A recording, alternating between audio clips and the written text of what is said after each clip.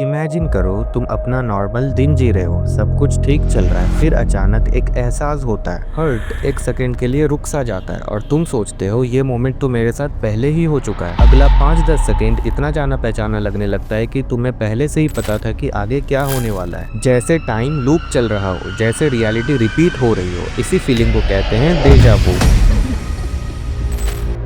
डेजा वू एक French word है जिसका मीनिंग है ऑलरेडी सीन, मतलब जो पहले ही दिख चुका है। लेकिन सबसे डिस्टर्बिंग बात यह है कि तुमने वो मोमेंट कभी पहले देखा ही नहीं, फिर तुम्हें वो याद कैसे है। ज्यादातर लोग 15 से 25 साल की एज में इसे पहली बार फील करते हैं। 1999 की एक मूवी द मैट्रिक्स में एक सीन है, नियो एक ब्लैक कैट को देखता है, वो कैट एग्जैक्ट सेम मूवमेंट 2 बार रिपीट करती है। नियो बोलता है डेजा वू। बाद में पता चलता है कि वो एक ग्लिच इन द मैट्रिक्स है, पर वो तो सिर्फ मूवी में दिखाया जाता है। पर असलियत में डेजा वू क्या है? कुछ लोग मानते हैं कि ये तुम्हारे पिछले जन्म की एक याद है। इसका मतलब तुम्हारी आत्मा फ्यूचर जानती थी। एक थ्योरी कहती है कि कभी कभी हमारे फ्यूचर का कुछ हिस्सा हमें पहले ही दिख जाता है और हमें लगता है कि हमने इसे पहले देखा है। अब आते हैं दिमाग पर। ब्रेन का एक हिस्सा होता है टेम्पोरल लोब, यही हमारी यादें रखता है। एपिलेप्सी पेशेंट्स में देखा गया है सीजर से पहले इंटेंस डेजा वू होता है। इसका मतलब ब्रेन के अंदर आने वाले इलेक्ट्रिकल सिग्नल्स एक मोमेंट के लिए अजीब बर्ताव करने लगते हैं। ब्रेन के वो न्यूरॉन्स जो डिसाइड करते हैं ये चीज पहले देखी है या नहीं, कभी कभी गलती से एक्टिवेट हो जाते हैं और प्रेजेंट मोमेंट को ओल्ड मेमोरी का टैग मिल जाता है, जैसे न्यू फाइल पर गलत लेबल। तुम्हारी सेंसेस से इंफॉर्मेशन 2 रास्ते से ब्रेन तक जाती है। अगर एक रूट सिर्फ 0.1 सेकेंड फास्ट हो तो ब्रेन को लगता है इंफॉर्मेशन ऑलरेडी प्रोसेस हो चुकी है। सिर्फ 0.1 सेकेंड और तुम्हारी रियलिटी थोड़ी सी शिफ्ट हो जाती है, बस इतना सा डिले और तुम सोचने लगते हो कि ये तो पहले हो चुका है। डेजा वू ज्यादा होता है जब इंसान स्ट्रेस्ड हो, नींद कम ली हो, दिमाग ओवरलोडेड हो। यंग लोगों में ज्यादा क्यों?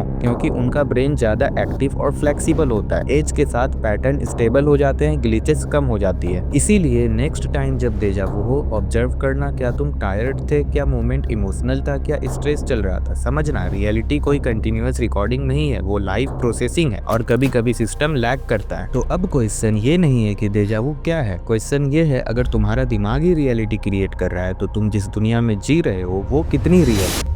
अगर आपके साथ भी कोई ऐसी इंसिडेंट हुई हो तो कमेंट में जरूर बताना। मैं मिलता हूँ आपसे नेक्स्ट वीडियो में।